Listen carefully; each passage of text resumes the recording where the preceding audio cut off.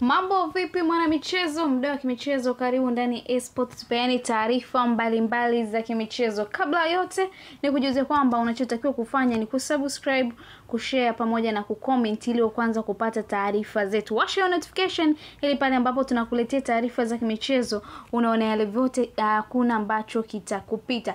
Karibu ndani eSports, mimi hapa ni Binti Paul. Leo tunao taarifa kutoka nyota kutoka DRC ya Congo, sio mwingine kutoka kwenye kikosi cha Young Africans, mabingwa watetezi wa ligi kuu Tanzania bara, mabingwa wa muda wote wa ligi kuu Tanzania bara na mabingwa mara 3 mfululizo. Hivi sasa wako kwenye kutafuta na mara ya 4 mfululizo. Young Africans kupitia kwa kocha mkuu Amdi Mwali, kocha mwenye uraia wa Algeria pamoja na Ufaransa, ameeleza juu ya uwezo wa Jonathan Ikangalombo, uwezo ambao anaendelea kuonesha katika michezo mbalimbali ambayo ipo chini ya shirikisho la mpira wa miguu Tanzania, nikimaanisha ligi kuu Tanzania bara pamoja na kombe la shirikisho la CRDB Bank maarufu kama FA, ambapo Young Africans wapo katika hatua ya robo finali wakitafuta mchezo kutafuta kufuzu hatua ya nusu finali dhidi ya Songea United kutokea kule mkoani Songea.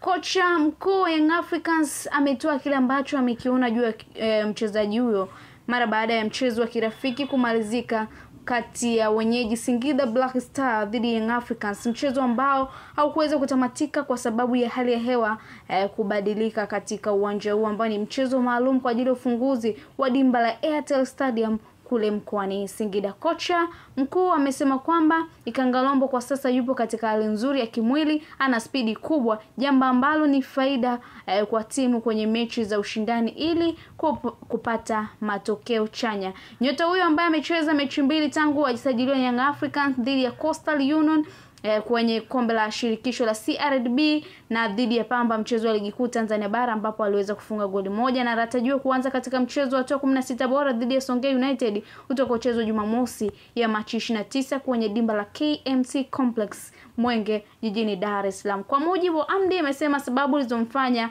mshambuliaji huyo kutocheza mechi zilizopita ni kutokuwa fiti kwa 100%. Hata hivyo baada ya kupewa nafasi ameonyesha ubora wake kwa spidi, nguvu na uwezo na kufuata maelekezo ya benchi la ufundi. Nikukumbushe mtazamaji wetu kwamba mchezaji huyu Jonathan Ikangalombo aliingia Young Africans ama alisajiliwa Young Africans dirisha dogo la usajili la msimu 2024-2025. Nilirejea maneno yake ambayo alizungumza na wanahabari mara baada ya kumalizika kwa mchezo.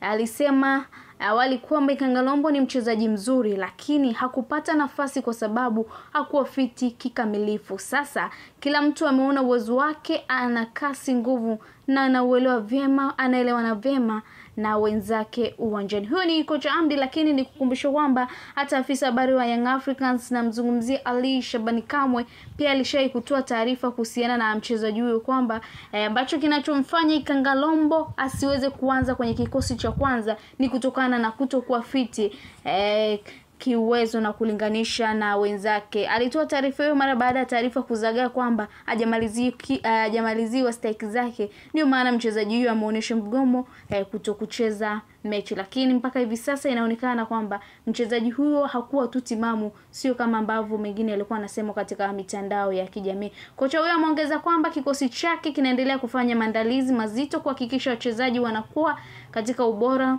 kwa michezo ijayo, lengo likiwa ni kupata alama 3 katika kila mchezo ili kutetea mataji yao. Young Africans kama nilivyokujuza wanatetea kombe la ligi kuu Tanzania bara wakiwa kileleni wa tofauti ya alama 1, michezo 22, na pamoja na kombe la CRDB Federation ambao pia wao ni mabingwa watetezi. Walichukua mbele ya Azam FC kule visiwani Zanzibar msimu uliopita. Tumekuletea taarifa juu ya Jonathan Ikangalombo, moja ya mastrika ambao forward ndani ya kikosi cha Young Africans, ameonyesha utofauti mkubwa mara baada ya kuanza kupatiwa nafasi. Nikujuze hatua forward ya Yanga inaongozwa na mchezaji Pacome Zouzoua, Stefan Aziki, Max Nzengeli, Kennedy Musonda, Mzize ambaye pia ni mchezaji wetu, akiwa ni wachezaji ambao wanaongoza ile safu ya ushambuliaji. Nani atoke nani aingie, kocha ndo ana nafasi hiyo, lakini mpaka hivi sasa Kennedy Musonda anaonesha ana ushindani mkubwa kwenye level hii. Msimu huu amekuwa anaingia toka sana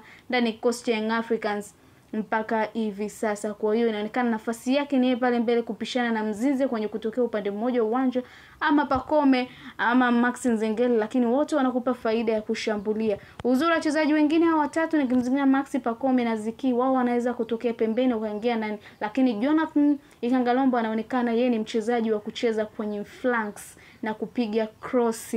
Ana uwezo mzuri wa kupiga cross pamoja na foul. Endelea kusalia na sisi hapa, tutazidi kukuletea taarifa mbalimbali za kimichezo. Baki na sisi.